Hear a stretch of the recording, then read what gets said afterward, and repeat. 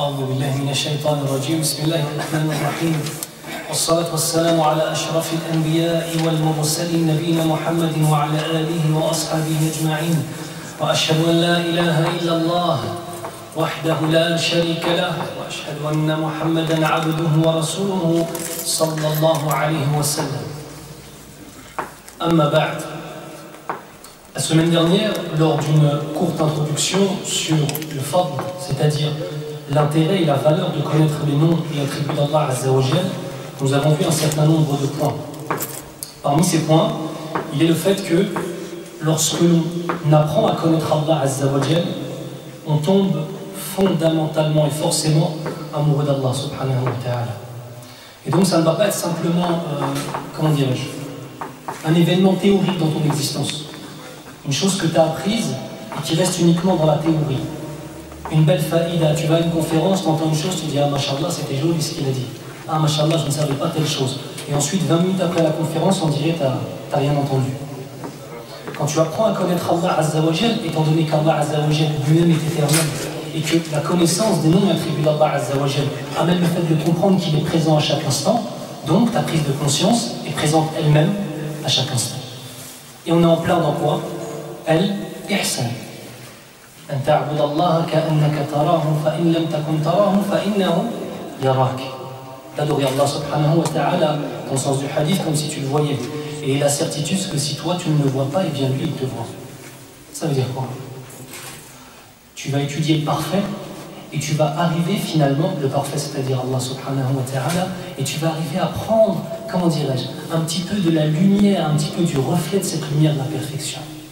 Et ça va élever ta foi, fondamentalement parlant. Parmi aussi les intérêts qu'il y a à étudier et connaître les noms d'Allah subhanahu wa ta'ala, nous avons ce qui nous permet d'augmenter les chances de voir nos du'a acceptés. Vous savez que lorsqu'on fait une du'a, ce n'est pas forcé qu'Allah Azza wa Jalla l'accepte, vous savez ça. Mais il y a certaines choses, si tu les fais, ça augmente les chances qu'Allah accepte ta du'a. Parmi celles-ci, le fait que lorsque tu vas invoquer Allah, tu sois à la tahara, que tu aies wudu, que tu aies tes ablutions, lorsque tu fais la dua. Une fois un homme rentre dans la mosquée, c'est dans Sunan Abi Daoud, il rentre dans la mosquée, il passe le salam au prophète sallallahu alayhi wa sallam. Et le prophète sallallahu alayhi wa sallam ne lui répond pas. Imagine-toi si t'as t'arrives. Imagine simplement si un grand savant, tu rentres dans la mosquée, tu le vois, il te voit, tu lui passes le salam, il te regarde et il ne te répond pas. Et tu vas faire tes deux rak'ah. Qu'est-ce que tu vas demander dans tes deux rak'ah, mon frère? C'est le prophète sallallahu alayhi wa sallam qui le regarde, qui l'entend, qui lui montre qu'il a entendu, mais il ne lui répond pas.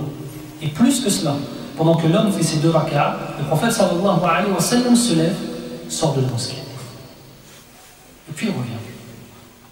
Et lorsque l'homme a fini de faire la prière, salam alaykum wa rahmatullah, salam alaykum wa rahmatullah, le prophète sallallahu alayhi wa sallam lui dit wa alaykum salam wa rahmatullah wa barakatuh. Et alors il ne comprend pas.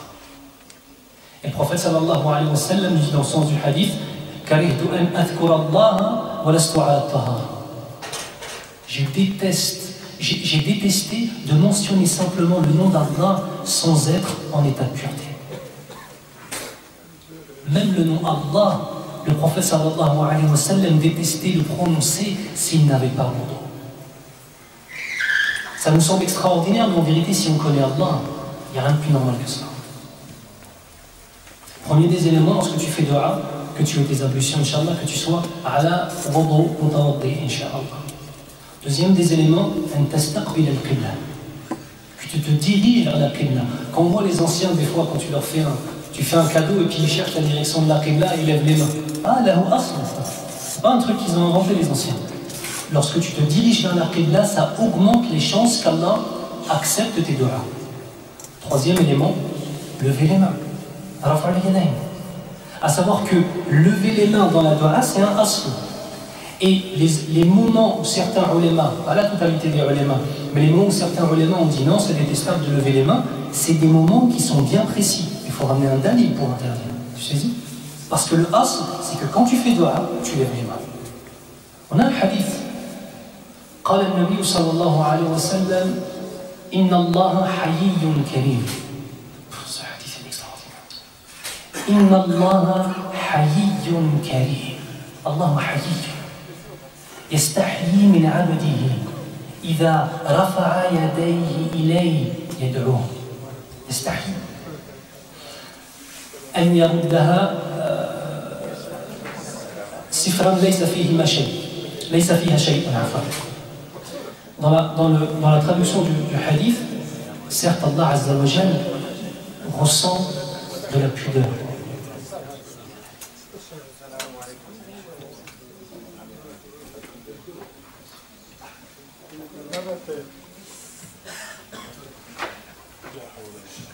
Certes, Allah subhanahu wa ta'ala, dans la traduction du hadith, ressent de la pudeur. Pourquoi? Et en plus, il est karim, généreux. Ça veut dire que cette pudeur est basée sur sa générosité. D'accord? Il a de la pudeur envers son serviteur lorsque ce même serviteur, écoutez bien, lève les mains et demande quelque chose à Allah. Allah a honte de ne pas exaucer sa dua. Tu te rends compte? Eh billahi alaykoum, on est qui pour qu'Allah Azza wa Jal soit haïd envers nous? Le fait de lever les mains, ça augmente les chances qu'Allah Azza wa Jal accepte les doigts. Même pendant doua, nous prenons que le prophète sallallahu alayhi wa sallam, lorsqu'il faisait doua, et chez le Malikiya, ce n'est pas le witr comme c'est fait dans les mosquées aujourd'hui, mais la baisse, on ne va pas faire du ta'assub, mais c'est au salat al-fajr en principe chez les Malikiya, on ne fait pas le qunut au witr. Le prophète sallallahu alayhi wa sallam levait ses mains, et parfois il levait tellement ses mains qu'on voyait ici les aisselles, tellement il levait les mains. Faqir ilallah, pauvre envers Allah Azza wa Jal. Première des choses qu'on a dit, être à la tahara, avoir ses ablutions. Deuxième des éléments, se diriger vers la qibla. Troisième des éléments, lever les mains pour demander à Allah Azza wa Jal. Quatrième des éléments, lorsque tu vas commencer la dua, tu dois avoir un adab, un comportement avec Rabbul Alamin. Et c'est là aussi où la connaissance des noms et attributs d'Allah Azza wa Jal est fondamentale. Pourquoi? Avant de demander quoi que ce soit à Allah Azza wa Jal, tu vas glorifier Allah Azza wa Jal. Dans le sens, tu vas dire, Ya Allah, tu es capable de toutes choses. Ya Allah, tu es celui qui décrète toutes choses et personne ne décrète quoi que ce soit sur toi. Ya Allah, ta miséricorde est plus large que toutes choses et nous faire miséricorde est bien simple pour toi. Vous voyez, tu fais toute une introduction où tu fais thana à Allah. Pourquoi? Il faut avoir un bon comportement avec Rabbul Alamin. Avant de lui demander quelque chose, il faut bien qu'on explique, qu'on montre à Allah, même s'il le sait, qu'on le connaît, qu'on connaît sa valeur et sa perfection. D'accord? Ensuite, quand tu vas faire ta dua, donc on est au quel point? Quatrième point, c'est ça? Tu passes au cinquième point. Lorsque tu vas faire dua, si tu veux la miséricorde d'Allah Azza wa Jal, est-ce que ce serait munasib? Est-ce que ce serait, comment dirais-je, une bonne façon de faire? Si par exemple tu veux obtenir la miséricorde d'Allah Azza wa Jal et tu dis Ya shadid al-iqab, irhamna. Ô toi le dur en punition, fais-nous miséricorde. Est-ce que ça va ensemble les deux? Dans la perfection d'Allah Azza wa Jal, bien évidemment, ça va ensemble. Parce que son iqab, sa punition, elle n'est pas basée sur l'injustice, mais sur la justice parfaite d'Allah Azza wa Jal, bien évidemment. Mais là, en termes de adab, en termes de comportement, tu ne vas pas invoquer Allah Azza wa Jal par un de ses attributs qui est la punition, pour lui demander la miséricorde. Tu vas dire quoi? Ya Rahman, Ya Rahim, c'est vrai ou pas? Ya Rafi, Ya Rafour, d'accord? Donc ça c'était le cinquième élément. Et le sixième élément, lorsque tu finis ta dua, qu'est-ce que tu fais? As-salatu ala rasulillahi sallallahu alayhi wa sallam. Qui peut tous me les répéter?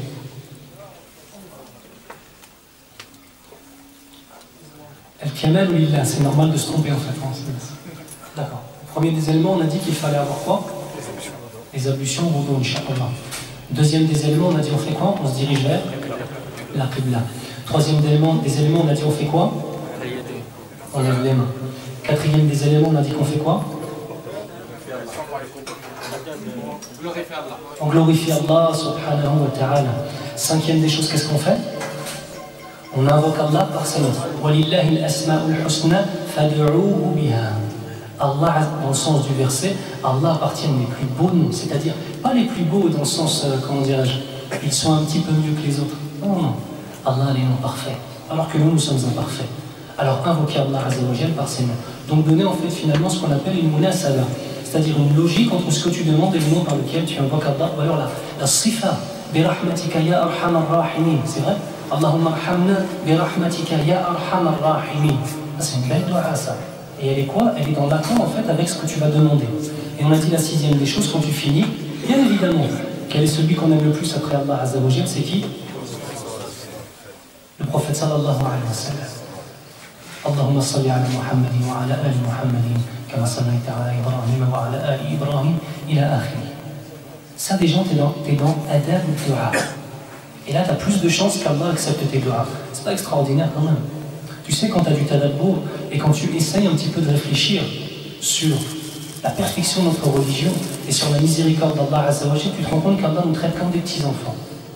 Peu importe notre âge. Comme des tout petits-enfants. Tu vois un petit enfant, quand il a fait une bêtise, tu essaies toujours de lui trouver une excuse. C'est vrai ou pas?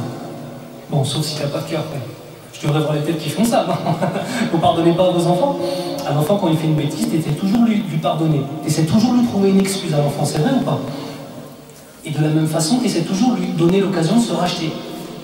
Quand tu regardes Allah Azza wa Jal, le mois de Ramadan, celui qui le fait réellement, en ayant l'espérance de trouver la récompense d'Allah Azza wa Jal, et en se levant pendant les nuits de Ramadan, Allah il sort de ses péchés comme le jour où il est né. Ah billahi alaykoum, est-ce qu'on mérite ça? Allah il nous traite comme des petits enfants. Tu sais, des fois quand tu lis le Coran al-Karim, tu as l'impression qu'Allah est en train de te dire allez, rentre au paradis. Fais un petit effort. Le prophète sallallahu alayhi wa sallam, il y a un hadith qui est très connu, où dans le sens du hadith, il dit vous êtes comme des insectes qui tentaient de vous jeter dans le feu. Et moi je me mets entre vous et le feu et j'essaie de vous repousser. Tu vois l'insecte, quand il voit du feu, qu'est-ce qu'il fait? Il est attiré par le feu et il se jette dedans. Le prophète sallallahu alayhi wa sallam, sallallahu alayhi wa sallam, a donné justement cet exemple-là.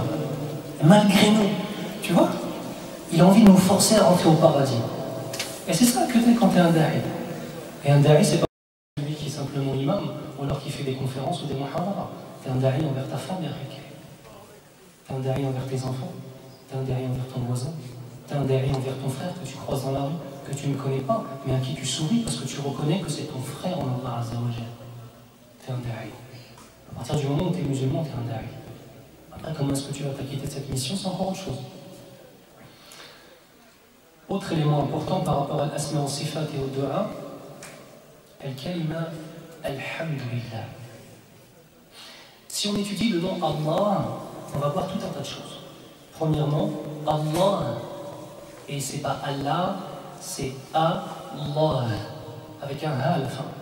Et c'est le mot le plus mufakham dans le Coran al-Karim. Allah. C'est le nom qui est le plus cité dans le Coran al-Karim.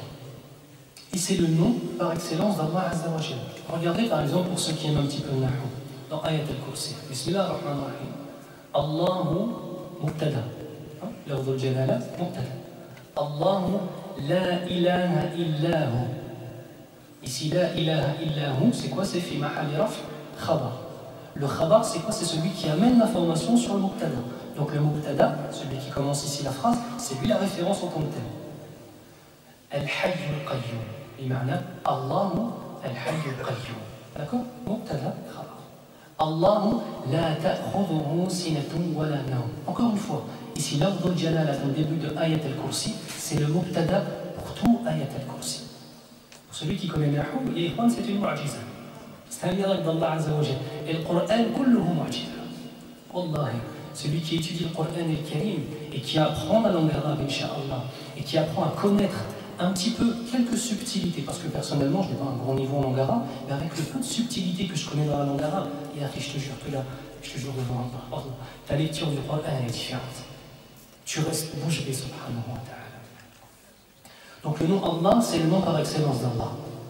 Deux paroles chez les savants sur l'origine du nom, l'afdal jalala Allah. Tiens, une petite faïda de bon comportement avec Allah.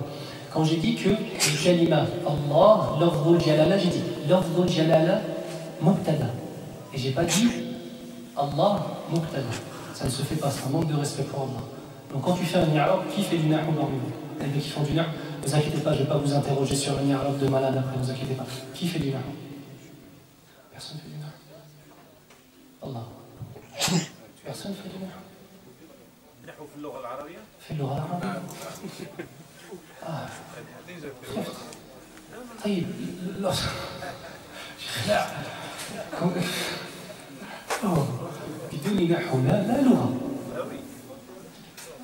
Faut que je me remette de mes émotions, je me les fais peur.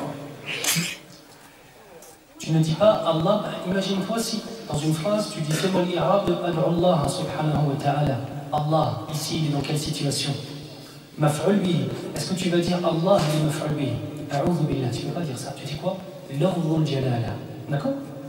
C'est une marque de respect que tu donnes pour Allah subhanahu wa ta'ala.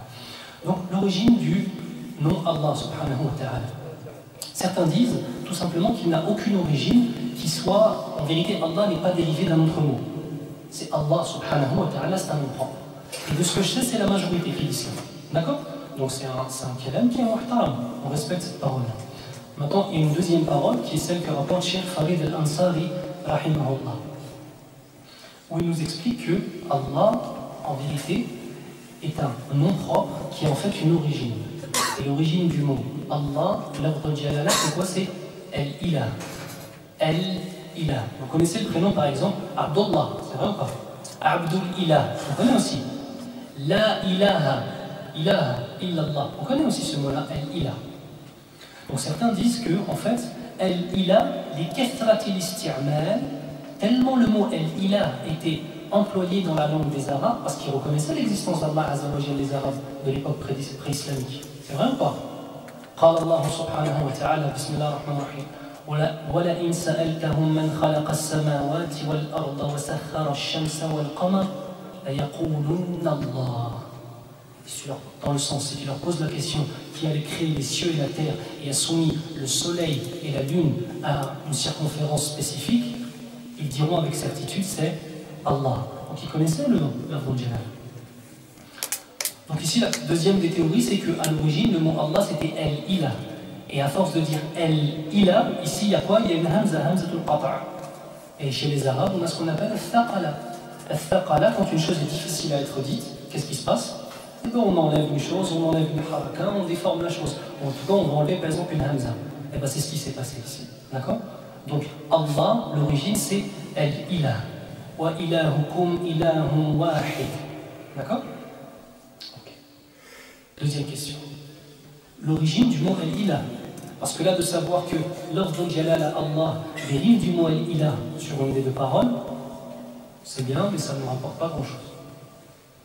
Maintenant, ce qui est important, c'est de connaître l'origine du mot El-Ilah. Comment est-ce que les Arabes ont employé le mot El-Ilah? Comme vous le savez, les Arabes sont un peuple à l'origine qui est un peuple bédouin. Forcément, qui dit peuple bédouin dit chameau, chamel, chamelon et dromadaire. D'accord? Okay. Lorsque le chamelon arrive à un certain âge, on l'appelle El-Fasil. El-Fasil. Au jam, ça fait fissam. El-Fasil, lorsqu'il arrive à un certain âge, on le sépare de sa mère pour le sevrer. Fassala yufassilu, séparé. Celui qui est séparé. On le sépare de sa mère afin qu'il puisse, de la chamelle, afin qu'il puisse commencer à manger de la nourriture. D'accord? Sauf que, il y a pas mal de problèmes techniques pour cela. Premier problème technique, c'est que le chamelon, quand on le sépare de sa mère, il se met à pleurer. Et tant que sa mère entend ses pleurs, écoutez bien, elle ne mange pas, elle ne boit pas jusqu'à temps de mourir de faim et de soif.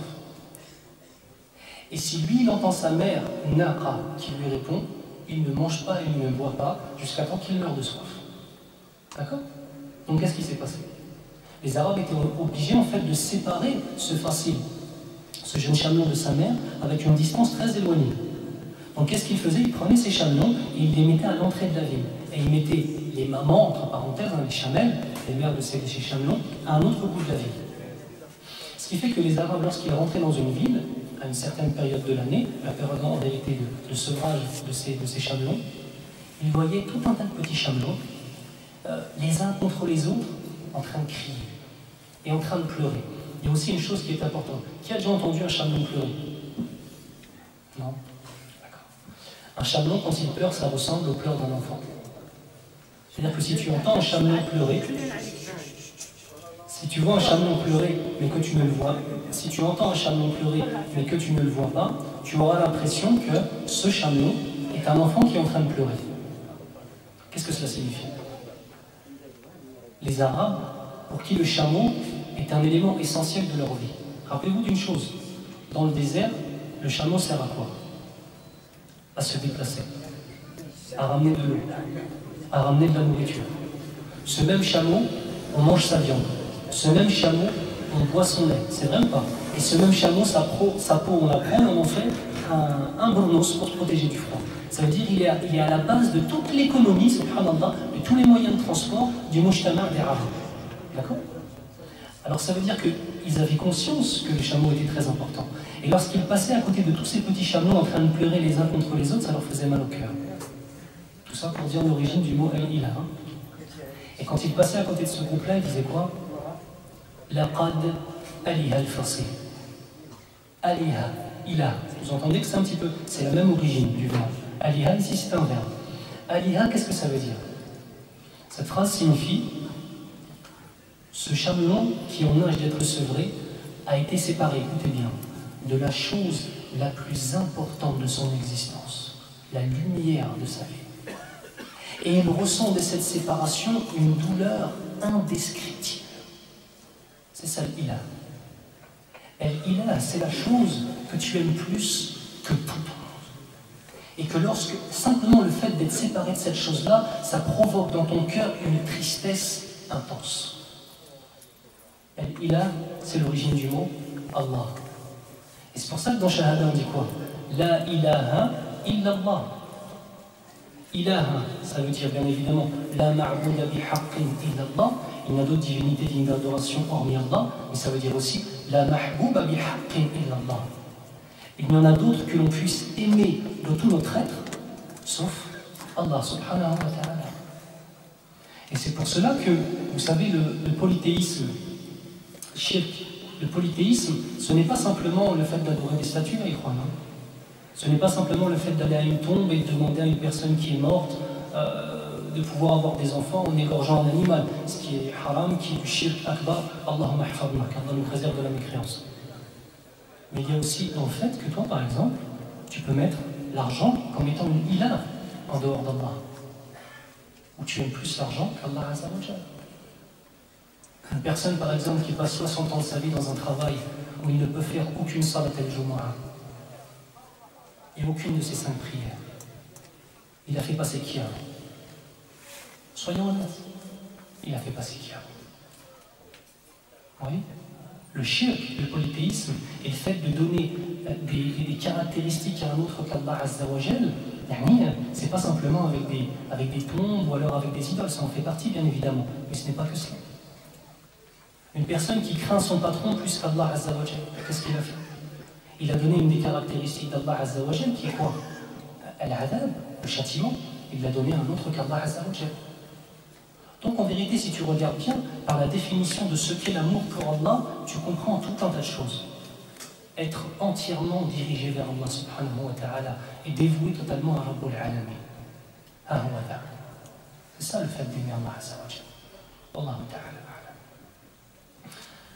À partir du moment où on étudie le nom Allah subhanahu wa ta'ala, on se rend compte que le premier mot du Coran al-Karim, c'est lequel? Le premier mot.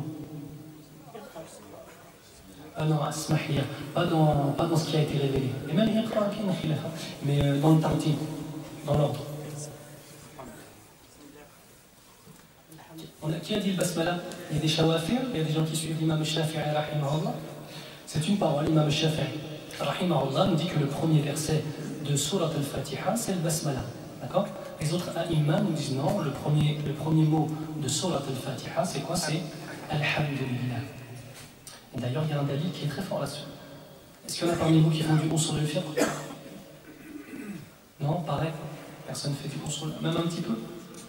Quelqu'un sait quoi? C'est quoi un hadith mutawatir? Ahad. Oui, pour le fa'ida. À partir du moment où la divergence existe dans le fait de savoir si le basmala fait partie ou non de la Fatiha, cette présence de la divergence est une preuve en elle-même qu'il ne fait pas partie du Coran al-Karim. Pourquoi? Une raison très très simple. C'est dire. Et donc c'est la certitude, c'est l'yaqin. Et à partir du moment où tu as une chose où tu n'appelles l'yaqin, la certitude, dans le ithbat, est-ce que vraiment, rien que le fait de se poser la question, ça fait partie du Coran al-Karim, c'est une preuve qui ne fait pas partie du Coran al-Karim en tant que tel. Mais c'est simplement un adab avec Allah Azza wa Jal, un bon comportement avec Rabbul Alamin que l'on a. Si on regarde à chaque fois que l'on prononce, qu'on rend louange à Allah Azza wa Jal, on dit Alhamdulillah, on dit Subhanallah, on dit Allahu Akbar. C'est vrai ou pas? La hawla wa la quwwata illa billahi. C'est toujours l'afdhul jalal à Allah subhanahu wa ta'ala qui est le plus cité dans tout. Est-ce que ça veut dire que les autres ne sont pas importants? Non. Allah subhanahu wa ta'ala, ce nom propre d'Allah, regroupe un certain nombre de caractéristiques. Al-Ilahiyya, la divinité absolue d'Allah subhanahu wa ta'ala, mais aussi Al-Rububiyya. Et il tient en lui-même le nom Ar-Rabb. Alhamdulillahi Rabbil Alamin. D'accord? Et ça, il a aussi en lui-même la signification de Ar-Rahman Ar-Rahim. Et si tu regardes le Coran al-Karim, Surat al-Fatiha, tellement elle est extraordinaire, Allah nous a donné l'ordre de toutes les choses. Et nous a, en fait, les deux premiers versets de Surat al-Fatiha, c'est ni plus ni moins que l'explication du nom Allah subhanahu wa ta'ala. Il est Allah, la divinité par excellence, celle pour laquelle tu dois donner tout ton amour. Il est Rabb, c'est-à-dire le Créateur, celui qui détient toutes les âmes de tous et qui détient toutes choses, qui est le maître du jour de la rétribution et qui est celui qui donne la prédestination à chaque chose. Et il est Ar-Rahman Ar-Rahim. Mais au-delà de cette puissance, Kataba ala nafsihi ar-Rahma. Allah Azza wa Jal, dans sa perfection, s'est imposé à lui-même la miséricorde pour ses créatures. Subhanahu wa ta'ala. Par rapport au mot Alhamdulillah, il y a un certain nombre de questions à se poser. On va finir là-dessus, Inch'Allah. On dit Alhamdulillah lorsqu'Allah nous a donné un bienfait. C'est vrai ou pas? Mais on dit aussi Alhamdulillah lorsqu'Allah, en tant que tel, même si Allah nous donne tout à chaque instant, tu sais que chacun de tes battements de ton cœur, c'est un cadeau qu'Allah te donne. C'est le qadar d'Allah qui fait que ton cœur bat. Est-ce que vous vous rendez compte de la science d'Allah? Le cœur de chacune de ces créatures, c'est Allah qui décide à chaque millième de seconde, le cœur de Foulani ibn Foulani, il doit battre. Et il doit rebattre maintenant. Et il doit rebattre. Même les respirations, c'est Allah Azza wa Jal, c'est un risque min Rabbil Alamin. C'est Allah qui est le pourvoyeur. Et ça fait partie de son qadar, de sa prédestination, Allah subhanahu wa ta'ala. Première des choses, lorsqu'Allah te donne une chose et tu es content, par exemple, tu as un enfant qui est né, il est en bonne santé, qu'il soit une fille ou un garçon, tu dis Alhamdulillah, Allahu a'atak, c'est vrai ou pas? Il t'a donné. Deuxième situation, est-ce que tu vas bien? Tu n'as rien de spécial, tu n'as pas eu de cadeau spécifique hors du commun, même si la vie c'est quelque chose d'hors du commun, mais on se comprend quand je dis ça, tu dis Alhamdulillah. Et il y a aussi un moment où, quand tu as une épreuve, tu dis quoi? Alhamdulillah ala kulli hal. Je rends la louange à Allah Azza wa Jal dans toutes les situations. Et je voudrais m'attarder avec vous sur cette dernière chose. Le fait de savoir rendre la louange à Allah dans l'épreuve. Parce que comme on dit, c'est dans l'épreuve qu'on voit qui sont les hommes. C'est facile de prétendre la foi. C'est facile de prétendre plein de choses. Mais dans l'épreuve, tu vois qui garde la tête haute, c'est vrai ou pas? Il y en a combien ils parlaient, ils se mettaient en avant. Dès que l'épreuve les a touchés, ils ont disparu. Dans l'épreuve, tu dis Alhamdulillah ala kulli hal. Il y a différentes façons de réagir face à une épreuve. La première, qui est la pire de toutes, c'est bien évidemment de ne pas dire Alhamdulillah, mais d'aller plus loin, d'insulter Allah Azza wa Jal. Et je suis persuadé que chacun d'entre nous, malheureusement, a déjà assisté à ces scènes-là, de la part de personnes qui se réclament de l'islam. La personne a perdu un être cher, la personne a perdu de l'argent, la personne a perdu quelque chose qui était rentré dans son cœur, qui était une ila pour lui ou pour elle, et il insulte ou elle insulte Allah Azza wa Jal. Ça, c'est de la mécréance. Kufrun bawah. Celui qui insulte Allah Azza wa Jal n'est plus musulman. Deuxième degré, la personne vit une épreuve, elle n'a pas la force de dire Alhamdulillah, elle n'arrive pas à dire Alhamdulillah. Mais au moins, elle n'insulte pas Allah Azza wa Jal. Celui-là, il n'a pas de récompense, mais au moins, Alhamdulillah, il reste musulman. Troisième degré, encore un peu moins pire, la personne dit Alhamdulillah, mais par réflexe. Il n'y a pas une véritable aqida, un véritable dogme, et une véritable connaissance profonde d'Allah subhanahu wa ta'ala derrière cette parole. Il n'a pas vraiment un esprit reconnaissant envers Allah Azza wa Jal de lui avoir donné cette épreuve-là. Donc c'est simplement bil lisan wala bil qalb. C'est juste avec la langue et pas avec le cœur. Un degré encore supérieur, Allahumma rzuqna, c'est le fait de dire Alhamdulillah et de ressentir que réellement la louange revient à Allah Azza wa Jal et que dans tout ce qu'a fait Allah subhanahu wa ta'ala, il y a un bien. Pourquoi? Je vais te poser une question. Imagine ton père et ta mère font une action envers toi que tu n'arrives pas à comprendre. Et tu l'aperçois comme étant une chose mal. Est-ce que dans ta tête, c'est possible que ton père et ta mère te fassent du mal ou pas? Oui ou non? Dans une famille normale, Inch'Allah. En principe, non. Si ton père ou ta mère, dans l'apparence des choses, te font du mal, tu vas dire forcément il y a quelque chose que j'ai pas compris. Il y a quelque chose qui m'a échappé. C'est vrai ou pas? Et qui te veut plus du bien que ta mère et ton père? Il n'y a pas, Makench. Il n'y a pas sur cette terre. Même ta femme, elle ne veut pas autant ton bien que ton père et ta mère après qu'elle. Et c'est pour ça que le walidain, les deux parents, tu les mets tout en haut. Avant ta femme, avant tes enfants, avant tout le monde. Ah oui. Mon frère, leur vie, ils vont passer pour toi. Donc cette personne-là, elle dit Alhamdulillah, et elle sait qu'il y a une hikmah, même s'il n'arrive pas à la ressentir, à la comprendre, pardon.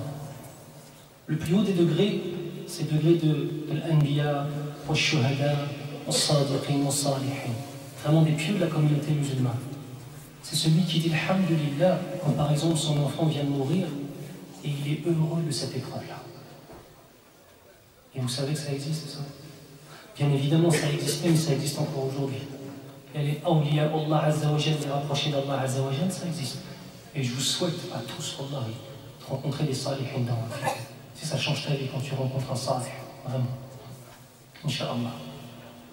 Celui-là, lorsque l'épreuve vient, il aime tellement son Seigneur et il sait tellement que son Seigneur l'aime et veut son bien qu'il est heureux de cette épreuve. Et dans la mort de son enfant, la seule chose à laquelle il pense, ce n'est pas forcément sa douleur. Même si, attention, il va ressentir une douleur. Mais ce n'est pas à ça qu'il va penser. Il va penser au hadith que le prophète sallallahu alayhi wa sallam nous décrit dans le sens de la traduction du hadith, que Yawm al-Qiyamah, celui qui a eu un enfant qui est mort et qui a su patienter sur la mort de cet enfant, l'enfant vient, prend ses parents par la main et les fait rentrer au paradis. Voilà ce à quoi il pense. Tu vois, la vie d'ici-bas, elle n'existe plus. C'est juste sa relation avec Rabbul Alamin. On appelle ça, ikhwan, al-yaqin, la certitude. Allahumma rizqna al-yaqin ya Rabbal Alamin. On va s'arrêter là, Inch'Allah ta'ala, avec l'explication de l'Afdal Jalala, Allah subhanahu wa ta'ala. Et la semaine prochaine, on continuera avec Ar-Rabb, Ar-Rahman Ar-Rahim, Inch'Allah. سبحانك اللهم وبحمدك أشهد أن لا إله إلا أنت أستغفرك وأتوب إليك